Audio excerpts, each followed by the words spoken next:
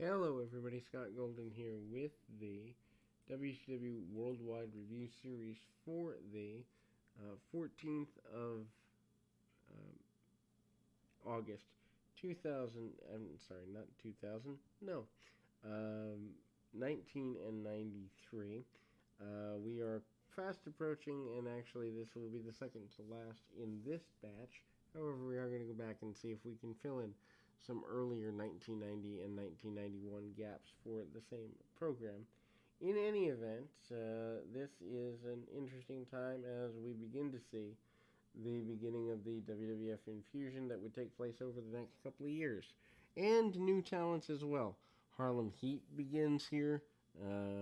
Bagwell and Scorpio still a major thing. The World TV Champ. Um, Paul Orndorff still a major force, although TV Championship wavers in importance on the brand.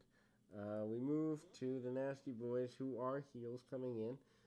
They do make a quick adaptation to babyface land in a not too distant future. Oddly, there's only about 30 minutes of content here, so this will be a really short review, especially with most of the stuff being squash matches. Nasty Boys, Brian Knobbs, Jerry Sags take over pretty quickly. Clothesline in the corner by Knobbs, and Sags follows in with a cheap shot of his own. Of course, the Nasty Boys had been with the WWF until earlier in the same year, 1993. Pump handle slam by Sags gets an advantage for him, and we see him tag off to Knobbs, who comes in and then does a little bit more punch kick type damage, followed by the use of the um, advantages, as it were, afforded to them. Power slam and top rope elbow drop by the Nasty Boys, as is common for them. 1, 2, 3, and away they go. Good victory for the Nasty Boys. Then we are basically plugging the upcoming Fall Brawl in the next little while. Dusty Rhodes is highlighted here. Or I'm sorry, Ric Flair is highlighted here. I say Dusty Rhodes because seeing Flair and Race together made me think of Dusty for some reason. Colossal Kongs are out there, and Flair has Race get in his face. He shoves Harley Race.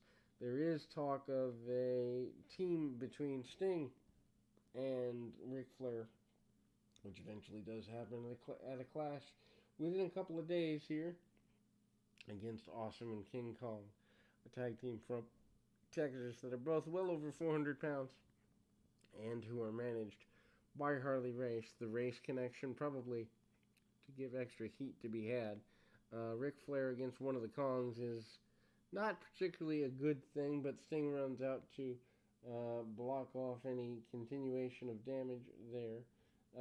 We then go to another enhancement talent match. Big surprise here on Worldwide as we kind of go forward. Hard shots by Harlem Heat. Harlem Heat, Kane and Cole, otherwise known as Stevie Ray, and Booker T, who are new to the area at the time, although debuting in their first pay-per-view, I believe, in the next couple of weeks in the War Games event, and that's kind of a big deal. Kane and Cole, especially Booker T, and I don't ever remember whether Booker T was Kane or Cole, but the brawling and the running forearms, the Harlem Hangover, and all of that leads to Harlem Heat being a super energetic team that's there. The Harlem Hangover obviously gives Harlem Heat the victory here in rather quick order, and Harlem Heat both tell Tony Schiavone that he needs to be quiet. And obviously he does the announcer hold the spot deal, but it's here. Scott Young in an enhancement match up next at about the halfway point of the program. He faces off against Max Payne.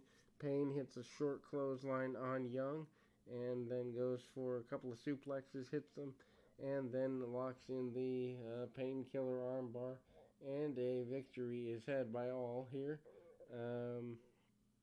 We then see the Nasty Boys promising more damage upcoming, and they are not the least bit shy about challenging the Horsemen for the tag team championships, or Bagwell and Scorpio in the future. They'll challenge anybody, it appears. Anyway, Paul Orndorff and Marcus Bagwell are up next. Television championship on the line. Bagwell been around a couple of years by this point, and I guess they considered him to be a pretty big deal.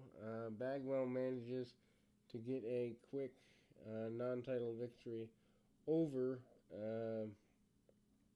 his adversary, and then the request that the match is restarted is made.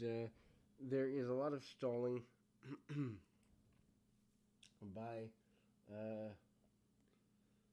Orndorff, who claims his tights have been pulled and he's been cheated and all of this and that. Basic heel tactics.